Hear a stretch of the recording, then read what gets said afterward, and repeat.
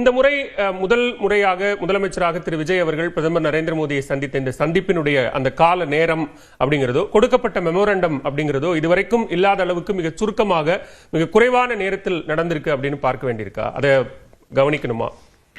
வெளியே நாங்க உள்ள யாரு? வெளியே நாங்க உள்ள நீங்க. ஆனா யாரு நீங்க?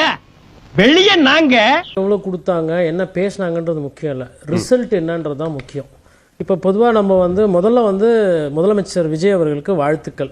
அதாவது பிரதமரை போய் பார்க்கணும், அந்த சம்பிரதாயம் இருக்கணும், அப்போ தான் ஒரு நட்பு இருக்கும், நட்பு இருந்தால் தான் பணம் வரும் அப்படின்னு ஒரு பேச்சு இருக்குது. உன்னால அந்த அஸ்தி எடுத்து கொடுக்க முடியுமா சார்? வாயை பொழுதுனுக்கிற பணத்தை பார்த்துக்கிறவன் சார்னா பணத்தை பார்த்தான்னா வாயை பொழுப்பான்னு நினச்சியா?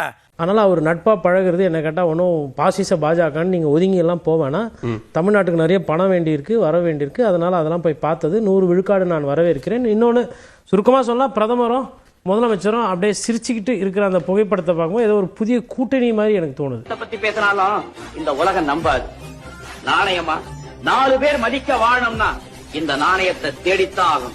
பணத்தை சேர்த்து பெரிய மனுஷன் ஆயிட்டா இந்த ஊர் என்ன உலகமே என்ன நல்லவன்னு மட்டும் சொல்லாது, இன்னும் எத்தனையோ அடைமொழிகளை சேர்த்தே சொல்லுன்னா.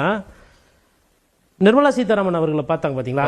எனக்கு கேட்டா பிரதமரை பார்த்ததை விட நிர்மலா சீதாராமன் பார்த்தது தான் சக்சஸ். அதுதான் நாட்டு மக்களோட பிரச்சனை, உண்மையான பிரச்சனை. மெட்ரோ ரயிலுக்கு பணம், அதுக்கப்புறம் தமிழ்நாடு அரசுக்கு வர வேண்டிய நிலுவைத் தொகை, இது மக்கள் சார்ந்த பிரச்சனை. நான் யார் என்பதை நான் அறியும், இந்த நாட்டு மக்களை நான் அறிவேன், நீங்கள் யார் என்பது எனக்கு தெரியும். வச்சிருக்கிறார் அவர். போய் நிர்மலா சீதாராமன் பணம் கேட்கிறார், பணம் கிடைச்சா சந்தோஷம், இல்லைன்னா திருப்பி டிஓ லெட்டர் எழுதலாம். ஒரு அரசு மாநில அரசு மத்திய அரசோட ஒரு தொடர்பை ஏற்படுத்தி பணம் வரும், திட்டம் வரும், அது ரைட்டு. அப்போ நிர்மலா சீதாராமன் அவங்கள பார்த்தது என்ன கேட்டால் ஆப்ரேஷன் சக்சஸ், பேஷண்டாலோ சக்சஸ்.